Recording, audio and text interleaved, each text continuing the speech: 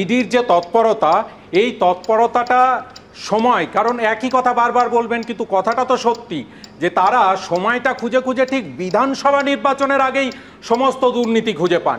এই 22টা জায়গায় হয়েছে, 22টা জায়গার থেকে 122টা জায়গায় হোক, আমরা চাই দুর্নীতি থাকলে সেই দুর্নীতি ধরা হোক। এখানে মাননীয় মুখ্যমন্ত্রী মমতা বন্দ্যোপাধ্যায় বলছেন, সবার সামনে বলছেন, লুকিয়ে চুরিয়ে বলছেন না।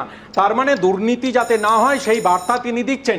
তারপরে ইডি কখন আসছে, ঠিক ভোটের 1 বছর আর বাকি নেই, এই সময় দাঁড়িয়ে একটা সারা জাগানো পরিবেশ পরিস্থিতি তৈরি করার চেষ্টা, কিন্তু এই পরিবেশ পরিস্থিতি বিরোধী দলনেতা কিন্তু আমি শুভেন্দুবাবু বলছি আজকে বলছিলেন। যদি রাজ্য পুলিশ তৎপর হতো, ইডি তো তৎপরতা দেখানোর সুযোগটাই পেত না।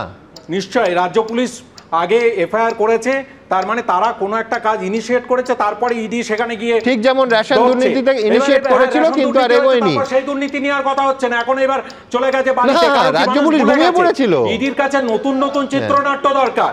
এইবার বক্তব্য হচ্ছে শুভেন্দুবাবু যেটা বলছিলেন, উনি সব জানেন। আমার বক্তব্য হচ্ছে 2026-এর নির্বাচনের পর এমনিতেই শুভেন্দুবাবুর আর রাজনৈতিক কোনো ভবিষ্যৎ থাকবে না। তাহলে উনি বরঞ্চ আমাদের কেন্দ্রীয় স্বরাষ্ট্রমন্ত্রী মাননীয় অমিত শাহ যেভাবে ইডি, ইলেকশন কমিশন সব জায়গায় তার নিজের লোক বসাচ্ছেন, আমার মনে হয় শুভেন্দুবাবু ওনার প্রিয়পাত্র, ওনাকে এখন থেকে ইডির ডাইরেক্টর করে দিতে পারেন। উনি সব জানেন, তাহলে সেই ইডির ডাইরেক্টর হলে উনি পুরোটা ধরতে পারবেন।